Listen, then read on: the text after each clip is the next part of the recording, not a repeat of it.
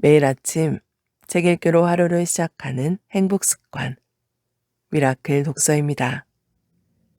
오늘 함께 읽어볼 책은 슈퍼 석세스, 폭발적 성공을 위한 50조 사업가의 대성공 원칙, 댄 페냐 지음, 황성현, 최은아 옮김, 한빛비즈에서 펴낸 책입니다. 들어가며 퀀텀 리프 어드밴티지. 당신은 아직까지 이런 자기계발서를 읽어보지 못했을 것이다. 이 책을 읽고 있는 당신은 아마도 유튜브에서 내가 강연하는 모습을 보았을 것이다. 당신은 심지어 내 성에 와봤을 수도 있고 어쩌면 사업 파트너일 수도 있다.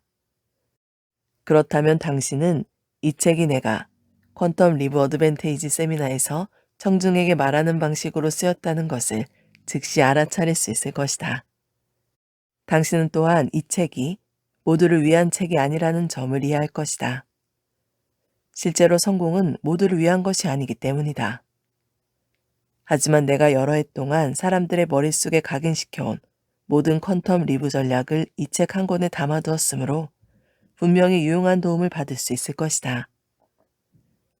미국과 영국, 유럽 전역의 서점과 도서관의 경제 영역 섹션은 성공적인 기업가가 되는 방법을 알려주는 책으로 가득하다. 그중 일부는 상당한 수준의 성공을 거둔 남성과 여성에 의해 쓰여졌다. 또 다른 책들은 비즈니스를 이론적으로는 이해하지만 자신만의 기업을 운영해 본 적 없는 교수들에 의해 쓰인다. 이러한 책은 대개 독자에게 비즈니스를 시작하고 성장시키고 궁극적으로는 판매하는 단계를 익히도록 안내한다. 또 다른 책들은 기업 공개와 세금 문제, 자금 조달, 그리고 초보 기업가가 알아야 할 여러 주제를 다루는 매뉴얼이다. 여기에는 점검해야 할 목록과 그래프, 사업 계획서 양식이 포함된다. 이런 책은 아마도 어떻게 라는 방법론적 정보를 핵심으로 담고 있을 것이다. 하지만 나는 이런 책 대부분이 자동차에 치여 죽은 동물들처럼 밋밋하고 생기가 없다는 사실을 일찌감치 간파해냈다. 더욱 큰 문제는 이런 책 가운데 그 어떤 것도 커다란 성공을 위해 어떤 마음을 먹어야 하는지에 대해 말해주지는 않는다는 사실이다. 어떻게 하면 약간만 관점을 수정해서 내가 퀀텀 리프라고 부르는 것을 받아들이고 수많은 달러를 벌어들이고 또 그런 일을 반복할 수 있는지에 대해서는 짜맞춘 듯 침묵한다. 만약 당신이 한 번씩 차례차례 퀀텀 리프를 할 수 있는, 심지어는 동시에 여러 퀀텀 리프를 할 수 있는 힘과 능력, 자신감이 있고 자신이 은퇴하기 전에 결국 억만장자가 될 거라는 사실을 아는 한 사람의 비밀에 접근할 수 있다면 어떻겠는가? 만약 당신이 단 8년 만에 자신의 회사를 자본금 단돈 820달러짜리에서 시가총액 4억 달러의 기업으로 탈바꿈시킨 왕성하게 활동하고 있는 수백억 달러 자산가의 지혜를 구할 수 있다면 어떻겠는가? 이 책은 바로 이런 것을 이야기하고자 한다. 이 책은 큰돈을 버는 데 필요한 정신적 강인함과 레이저 광선 같은 집중력을 기르는 방법을 다룬다. 이 책에는 처음부터 끝까지 5개 대륙의 금융 수도를 돌며 내가 큰 소리로 외쳐댔던 것들과 똑같은 전략이 기술되어 있다. 하지만 대부분의 세부 점검 목록은 어떻게를 다룬 책을 쓰는 전체하긴 하지만 단조롭기 짝이 없는 사업가들과 캐캐 묵은 교수들에게 맡겨두었다. 바꿔 말하자면 경제 경영 혹은 자기계발 관련 작가들 대부분은 당신에게 몇 가지 무기 또는 적어도 무기 매뉴얼을 내주고 나서 서둘러 사업의 현실과 직면하라며 전장에 내보낸다. 그러나 나는 퀀텀 리프 방법론을 통해 당신의 마음과 정신을 경영상의 전쟁에 대비하여 어떻게 준비하고 집중시킬 수 있는지 보여준다. 요지부동의 제도와 악랄한 기업 암살자들, 성공을 부정하는 사람들에게 대비하는 법을 이야기한다. 그 누구도 당신에게 당신은 해낼 수 없어 라고 말하도록 내버려 두지 마라. 당신은 해낼 수 있다. 이것이 퀀텀 리프의 차이다. 사람들은 나를 보고 미쳤다고 했고 심지어 더 나쁘게도 몰아붙였다. 그들은 페냐, 당신은 그 일을 해낼 수 없어요. 라고 말하곤 했다. 그러면 하나님께 맹세코 나는 그 일을 어떻게든 해냈다. 내가 처음 수백만 달러를 벌었을 때 그들은 나를 논쟁적 인물이라고 부르기 시작했다. 런던의 한 신문사는 나를 1980년대 런던에서 가장 논쟁적인 남자라고 묘사했다. 나의 영국 자문가들은 몸을 떨며 페냐, 당신은 그 일을 해낼 수 없어요. 라고 말하곤 했다. 그래서 나는 해냈다. 나는 은퇴 생활을 계속 즐기려고 했다. 당연히 나는 일할 필요가 없다. 그러나 나는 자기계발 분야에서 사람들 대부분이 기분 좋은 느낌이라는 사기 행각에 가까운 형편없는 것을 성공에 대한 충고랍시고 건네받고 있음을 깨달았다. 당신은 TV에서 사람 좋은 웃음을 짓거나 눈부신 매력을 발산하는 이들의 모습을 본 적이 있을 것이다. 나는 무한한 에너지와 대성공을 향한 결의를 가진 듯 보이는 기업가 그룹의 사업 성공 코치가 되었다. 나는 또한 미국과 영국, 유럽연합에서 강연을 한다. 그리고 스코틀랜드에 있는 내 집에서도 세미나를 개최한다. 내 동료들과 나는 영국에 있는 퀀텀 리프 오거니제이션을 통해 기업가들을 발굴하고 그들이 꿈을 쫓을 수 있도록 돕는다. 스코틀랜드와 영국에서 결실을 본 수많은 성공담은 내가 줄곧 말해온 것, 즉 퀀텀 리프 전략이 보편적으로 적용될 수 있음을 증명하고 있다. 당신은 제대로 된 런던 금융가의 임원인 사무 변호사에게 미국의 변호사인 것처럼 당신의 꿈을 쉽게 팔 수 있고 마치 시티그룹의 제2부사장이라도 된 것처럼 스코틀랜드 은행에서 50만 파운드를 쉽게 투자받을 수도 있다. 나는 내 기초 세미나를 퀀텀 리프 어드밴티지라고 부르며 좀 더 구체적으로는 기업가 정신이라는 주제와 관련하여 다른 사람들을 돕는다. 내 세미나는 모두 큰돈을 버는 것에 관한 잔혹한 진실로 가득 차 있고 직설적이며 간명하다. 한 참석자는 세미나 후기에 댐페냐는 지식의 불도저다 라고 적었다. 나는 그 말이 마음에 쏙 들었다. 이 책은 내용과 어조로 보면 세미나의 연장선에 있고 내가 계속해서 받은 다음과 같은 질문에 대한 대답이다. 페냐, 사흘 동안 당신은 정말 많은 것을 말했습니다. 내가 집으로 가져가서 읽어볼 만한 게 있을까요? Q&A 전략과 방법론을 다룬 이 책은 오늘날에도 그 당시와 마찬가지로 유효하다. 다른 좋은 레시피와 마찬가지로 고성과의 대성공을 위한 Q&A 레시피는 절대 구식이 되는 법이 없다. 하지만 첫 출판 이후 세계와 세계 경제 그리고 비즈니스 현장에서 매우 많은 일이 일어났다. 그래서 나는 열정적이면서도 기업가적 성취를 보여주고 있는 새로운 세대를 위해 이 책을 개정하기로 마음먹었다.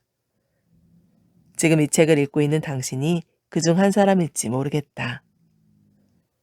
내가 당신의 기분을 좋게 하거나 자존감을 높여주기 위해 이 책을 쓴 것이 아님을 명심하길 바란다.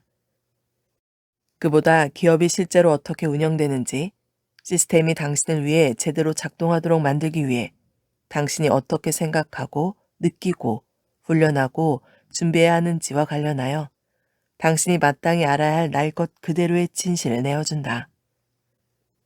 이런 방법을 통해 당신은 첫 번째 퀀텀 리프를 할 수 있을 것이다. 그리고 당신 자신의 꿈을 세우는 일을 시작하게 될 것이다. 파트 1. 폭발적 성공의 비밀. 챕터 1. 대성공은 강하고 나쁜 녀석들 몫이다.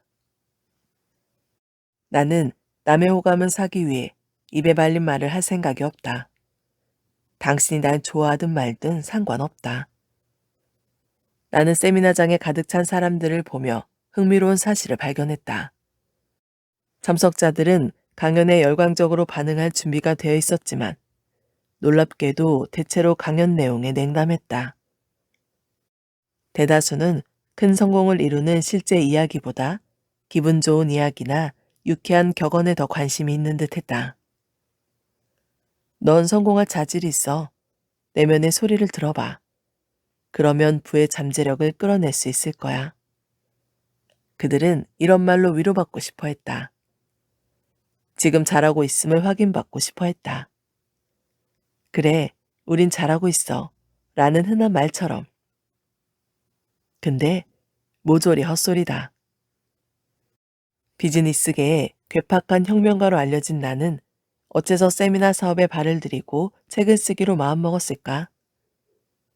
개인의 성공과 관련된 전략과 조언을 사람들에게 제대로 전수하고 싶어서다. 물론 돈도 더 많이 벌 수 있고 말이다. 최근 내 멘티와 열성적인 추종자들이 실질 가치 500억 달러 이상을 창출하는 걸 보면서 내 목표는 실행력이 탁월한 사람의 멘토가 되어 그들을 전 세계에서 가장 크게 성공한 사람으로 만드는 일로 바뀌었다. 나는 지난 세월 꾸준히 내 성공 전략을 활용했고 그 과정에서 수천만 달러를 벌었다. 그리고 당신의 성공에 도움이 될 독특한 강점도 갖고 있다. 나는 호감을 사려고 당신이 듣고 싶은 말을 하지 않을 것이다. 누가 날 좋아하든 말든 상관없다. 다정한 친구가 필요하면 개를 키워라. 내 말에 귀 기울이지 않는다면 나도 신경 쓰지 않겠다. 나는 친구를 사귀려고 이 자리에 있는 게 아니다. 당신은 이제 어마어마한 성공 비법을 배울 기회를 얻은 셈이다. 반쪽짜리 진실과 허위 정보가 잘 팔리긴 하겠지만 나는 헛소리가 아닌 있는 그대로의 진실을 말할 것이다. 첫 강연 때는 직원을 대할 때처럼 청중에게 비속어를 쓰기도 했다. 시작한 지 15분도 안 돼서 참석자의 반을 차지했던 여자들이 자리를 박차고 나갔다. 나는 개의치 않고 열정적으로 적나라한 진실을 말했다. 이것이 바로 대성공자의 화법이다. 그러니 익숙해지길. 영화 월스트리트와 더 울프 오브 월스트리트에서도 실생활에서 쓰이는 생생한 표현이 나오지 않는가? 결국 마케팅 자문위원과 세미나 일정 관리자는 내게 이렇게 말했다. 페냐, 말을 좀 부드럽게 하셔야 할 것 같아요. 세미나를 정말 듣고 싶어서 온 사람들도 있는데 말투가 너무 공격적이에요. 그래서 나는 톤을 낮춰 부드럽고 친절하게 말했다. 유튜브 영상을 보면 알겠지만 내 말투는 여전히 거칠다. 대성공의 대가를 치러라. 지금까지 내 입장을 이야기했으니 이제부터는 어마어마한 성공을 이루기 위한 기본적인 조건을 살펴보자. 일단 그런 성공은 만만치 않다. 인생에서 가치 있는 목표를 이루기 위해서는 그야말로 대가를 치러야 한다. 원하는 지점에 다다르기 위해서는 다른 영역에서 대가를 치러야 한다. 교환이 필요하다. 여기저기 성공 관련 세미나를 기웃거리는 사람들은 이렇게 말할지 모른다. 우리는 모든 걸 다 가질 수 있어요. 다정한 부모도 될 수 있고 돈도 많이 벌 수 있고 모두에게 사랑받을 수도 있어요. 죄다 헛소리다. 무언가를 얻으려면 다른 하나는 포기해야 한다. 지금 자기 자신에게 물어보자. 내가 기꺼이 포기할 수 있는 건 무엇인가? 원하는 것을 얻기 위해 흔쾌히 버릴 수 있는 건 무엇인가? 무언가를 얻으려면 다른 하나는 포기해야 한다. 지금 자기 자신에게 물어보자. 내가 기꺼이 포기할 수 있는 건 무엇인가? 만약 올림픽에서 장던지기 챔피언이 되고 싶다면 당신이 치러야 할 대가는 저녁이나 주말에 친구들과 보내는 시간을 포기하고 무수한 시간을 창던지기에 쏟는 것이다. 맥주 한 잔을 포기하고 운동 맞춤형 식단을 따라야 한다. 심지어는 하던 일을 그만두고 장던지기에 도움이 되는 새로운 직업을 찾아야 할 수도 있다. 올림픽에 출전해서 은메달이나 동메달을 따고 싶지는 않을 것이다. 기꺼이 대가를 치르고 그에 상응하는 금메달을 따고 싶지 않겠는가? 2008년 베이징 올림픽 때 일명 워터큐브로 알려진 베이징 국가수영센터에서 혜성처럼 떠오른 한 남자가 있었다. 바로 마이클 펠프스다. 이 선수가 큰 대가를 치른 전형적인 예다. 펠프스는 다른 또래 남자들이 태평하게 보낸 여러 해를 수영 연습에 바쳤고 그렇게 해서 금메달을 딸 수 있었다. 그는 먹고 자고 수영하라를 좌우명으로 삼았다. 수도자 같은 생활을 하며 목표를 달성하는 데 방해가 될 팬이나 친구, 심지어 가족까지 멀리했다. 이것은 최고가 되기 위한 펠프스가 기꺼이 치른 대가였다. 잘 알려지진 않았지만 펠프스는 올림픽을 준비하기 훨씬 전부터 고난을 마주했고 극복했다. 펠프스가 어렸을 때 많은 전문가는 그가 뭔가를 성취할 수 있을지에 대해 의문을 품었다. 심지어 유치원 선생님들조차도 한시도 가만히 있지 못하는 산만한 펠프스를 보며 못마땅하게 생각했다. 펠프스는 앞으로도 뭔가에 집중하기 힘들 거예요. 한 교사가 그의 부모에게 말했다. 펠프스는 뒤늦게 ADHD 진단을 받았다. 성공을 향한 여정에서 펠프스는 가장 먼저 집중하는 법을 배웠다. 2008년 베이징 올림픽을 앞두고서는 매일같이 새벽 5시에 일어나 18시간씩 훈련했다. 훈련 시간을 최대한 확보하려고 분 단위로 쪼개어 일정을 짰다. 올림픽이 치러지는 동안 미국은 TV 시청자를 최대한 늘리려고 예선전은 밤에, 결승전은 다음날 아침 시간대에 편성했다.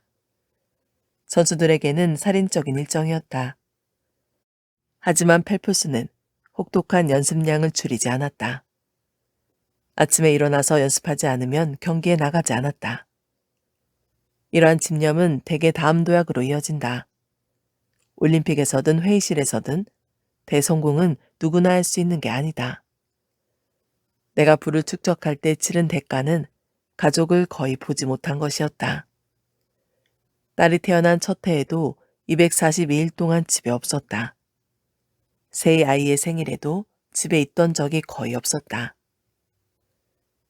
펠프스의 집념이 얼마나 대단한 성과를 이뤘는지 기억할지 모르겠다. 펠프스는 베이징 올림픽에서 금메달 8개를 획득함으로써 미국 수영의 전설로 통했던 마크 스피츠가 1972년 미넨 올림픽에서 세운 기록을 갈아치웠다. 나는 펠프스의 어릴 적 선생님과 그 전문가란 사람들이 경기를 봤을지 궁금했다. 성공을 위해 비싼 대가를 치르는 일은 당신에게 해당하지 않을 수도 있다.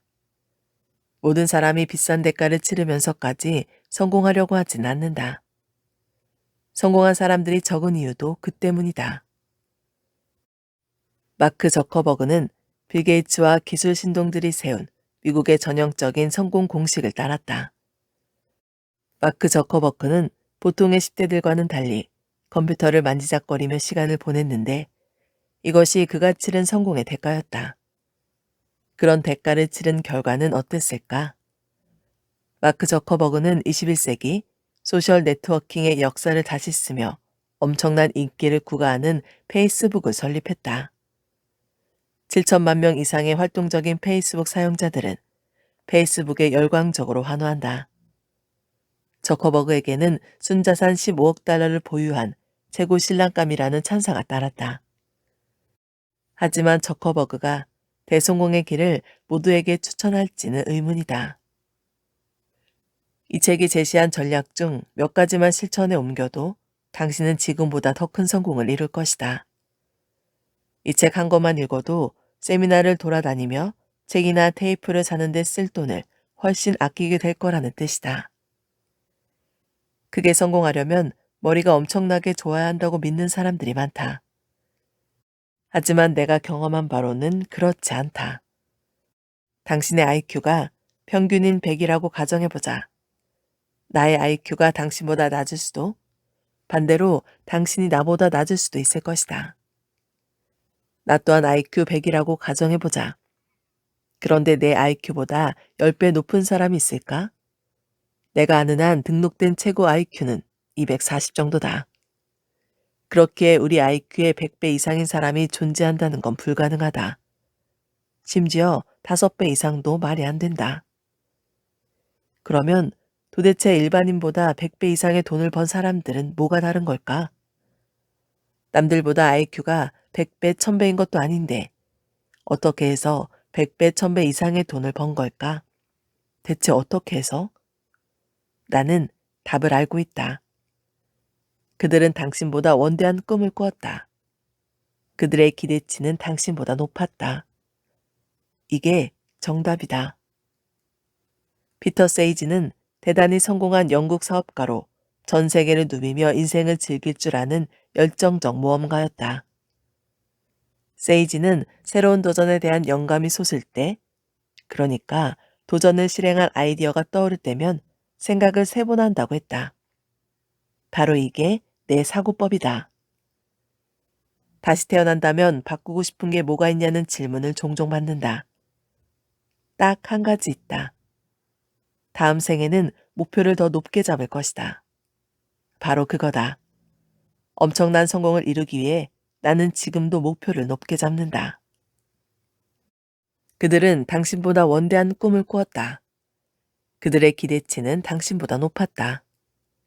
이게 정답이다. 당신은 어떤가? 당신의 잠재력을 모두 끌어내기 위해 목표를 잡은 적이 있는가? 아직 그렇게 해본 적이 없다면 이 책에서 뜻밖의 내용을 많이 얻어갈 수 있을 것이다.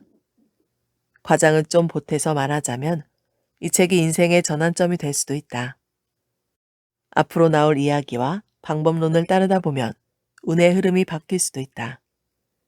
여기서 그럴 수도 있다는 표현을 쓴 건 변화를 위해서는 행동이 뒤따라야 하기 때문이다. 변화는 피할 수 없는 선택이다. 지금까지 살던 방식을 되풀이하면서 다른 결과를 기대하는 건 어리석은 짓이다. 나는 단호하게 말할 수 있다. 우리의 삶을 변화시키는 방법을 100% 알고 있다. 5%를 바꿀지 95%를 바꿀지는 당신에게 달렸다. 알다시피 나처럼 실행력이 탁월한 사람들은 극도의 성공을 경험한다. 당신보다 성공을 더 갈망하기 때문이다. 실행력이 탁월한 사람들은 두 가지 장점을 활용해 자신들에게 유리한 환경을 만들어낸다. 바로 숙련된 기술과 좋은 습관의 힘이다. 달리기 세계 기록 보유자인 짐 류는 이렇게 말했다. 동기는 무언가를 시작하게 하지만 습관은 지속하게 한다. 내 말을 믿어도 좋다. 지능은 성공과 아무 관련이 없다. 위험을 감수하라.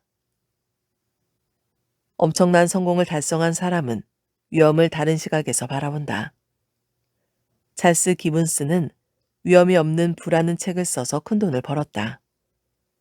이어서 돈을 벌거나 아낄 수 있는 아이디어를 제공하는 프로그램을 만들고 중고차 판매원을 고용해 전 세계 호텔 회의실에서 그 프로그램을 팔고 다녔다. 엄밀히 말하면 그 책에는 사실상 여기저기서 돈을 적게라도 모으거나 아끼기 위한 자기 생각이 거의 없다. 경제 전문가 누구라도 할 수 있는 말이다. 기븐스와 그의 동료는 대성공을 흉내만 냈다. 그가 제시한 생각의 전환은 보험료를 몇 푼 아끼고 부동산으로 조금 더 벌게 하는 데 그쳤다. 그런데도 사람들은 부자가 될 수 있다고 착각했다.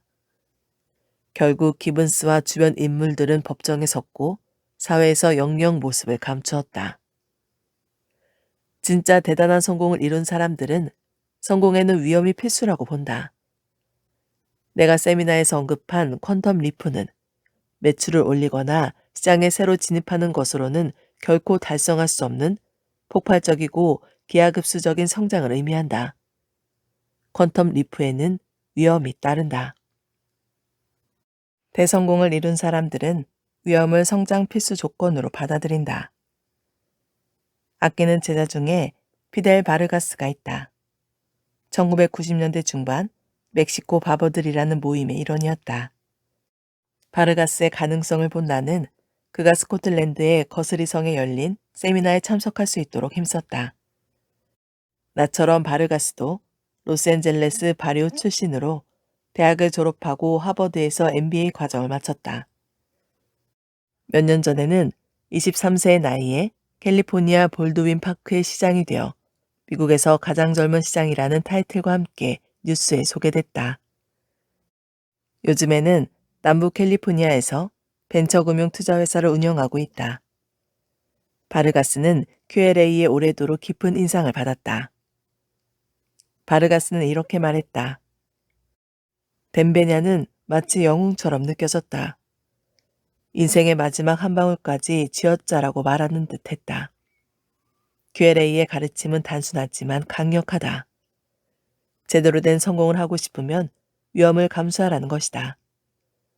당신은 모자를 하늘 높이 던지고 꿈을 향해 헌신해야 한다.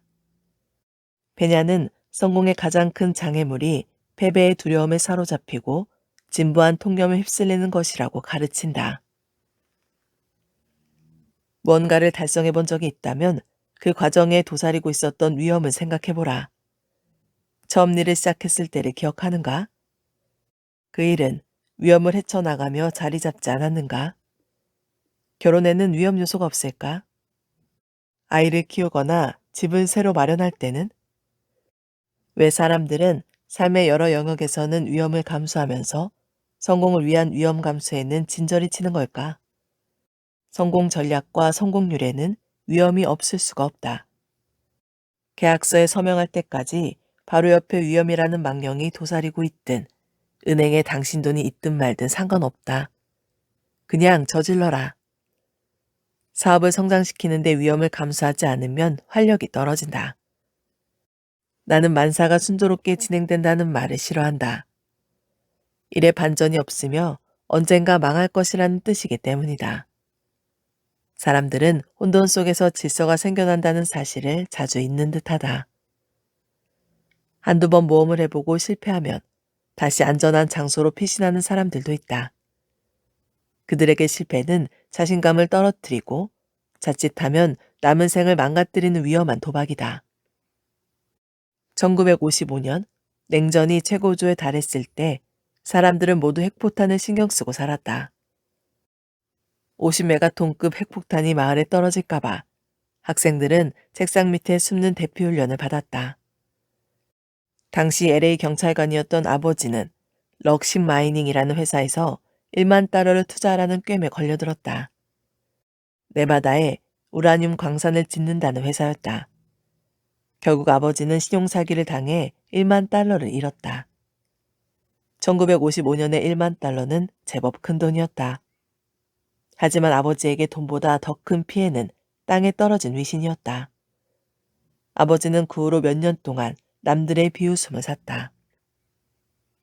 1958년 아버지에게는 로스앤젤레스 서북부의 미 개발지를 3,000달러에 살 기회가 있었다. 토판가 캐니언과 벤추라 대로의 교차로에 있는 땅이었다. 사거리에 있는 땅이라니. 하지만 아버지는 거절했다. 틀림없이 2번이나 바보 취급을 당할 수는 없다고 생각했을 것이다. 그 뒤 그 땅은 64만 달러에 팔렸다. 그러다 어느 순간 350만 달러가 되고 800만 달러가 되었다. 마지막으로 확인했을 때 사거리 중 한쪽 모퉁이만 1200만 달러에 거래되고 있었다. 아버지는 그 이후로 평생 LA 북서쪽 우드랜드 힐스 가까이에도 가려고 하지 않았다. 한 번의 실패가 모험을 감행할 마음을 앗아간 것이다. 실패를 두려워하지 말고 이해하라. 엄청난 성공을 거둔 사람들은 실패에 대해 다른 관점을 가지고 있다. 뭔가를 시도할 때 실패할 수도 있다고 생각하며 위대한 성공에는 위대한 실패가 따른다고 믿는다. 메이저리그 야구에서 역대급 스트라이크 아웃수를 기록한 사람은 다름 아닌 베이브 루스였다. 하지만 사람들은 그를 삼진아웃 왕으로 기억하지 않는다. 수십 년간 공전의 기록을 달성한 홈런 왕으로 기억한다. 루스의 스트라이크 아웃을 신경 쓰는 사람은 아무도 없었다. 중요한 건 루스가 야구 배트를 계속 휘둘렀다는 사실이다. 그런데도 우리 대부분은 타석에 서는 것은 고사하고 선수 대기석 밖으로 절대 나오지 않는다. 그러면서 자신이 왜 홈런을 못 치는지 궁금해하지도 않는다. 심지어 불굴의 타자가 홈런을 치는 것조차 못마땅해 하기도 한다. 토머스 에디슨의 수많은 실험은 대부분 형편없었다. 그는 직류로만 불을 켤 수 있고 교류로 불을 계속 켜놓는 건 어렵다고 생각했다. 하지만 에디슨이 틀렸다. 그리고 그가 틀렸다는 사실은 아무도 신경 쓰지 않는다. 도리어 우리는 전구를 켤 때, 음악을 듣거나 영화를 볼 때마다 에디슨의 천재성과 투지에 항상 고마워한다. 큰 성공을 거둔 사람에게 실패란 귀중한 교훈이다. 앞으로 같은 실수는 피할 수 있으니 말이다. 실패를 넘어서면 다음 단계로 넘어간다. 실패는 테스트에 지나지 않는다. 에디슨의 말처럼 성공은 99%의 땀과 1%의 영감으로 이루어진다. 실행력이 탁월한 사람에게 두려움은 실제처럼 보이는 거짓 기대이다. 실행력이 탁월한 사람은 자신이 내린 결정이 무엇이든 판단에 자신감을 가진다. 확실한 실패 공식은 무엇일까? 모든 사람의 기분을 맞추려는 것이다. 사람들이 성공하지 못하는 제일 큰 이유가 바로 이것이다. 모두의 호감을 사려고 하다가 결국 성공도 못하고 비위를 맞춰주던 사람들의 관심도 얻지 못한다. 주변 사람의 말을 듣는 것보다 내면의 소리에 귀를 기울여야 한다. 자신의 직감을 믿어야 한다. 직감에 귀를 기울여라.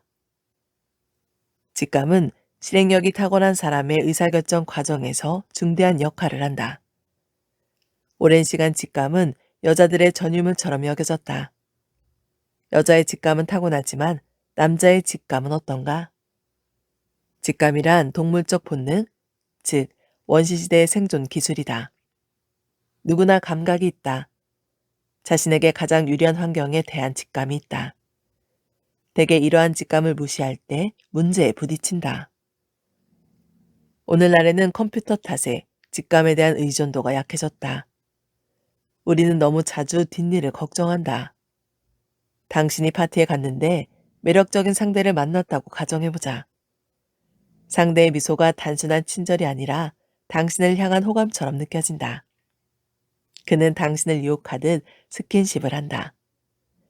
이럴 때 사무실로 돌아와서 지나치게 고민할 필요는 없다. 깊게 생각할 필요도 없다. 직감이 말해주고 있지 않은가? 비즈니스도 같은 맥락이다. 하지만 사회적 통념은 문제를 지나치게 복잡하게 만들라고 주문한다. 어쨌든 세상은 너무 복잡하니까. 다른 사람의 생각은 중요하지 않다. 너무 많은 사람들이 자신이 내린 판단 자체의 현명함을 살피기보다 그 판단을 다른 사람이 어떻게 생각할지에 마음을 졸인다. 나와 골프 친 남자들은 어떻게 생각할까? 밉살스러운 사촌 루디는 뭐라고 말할까?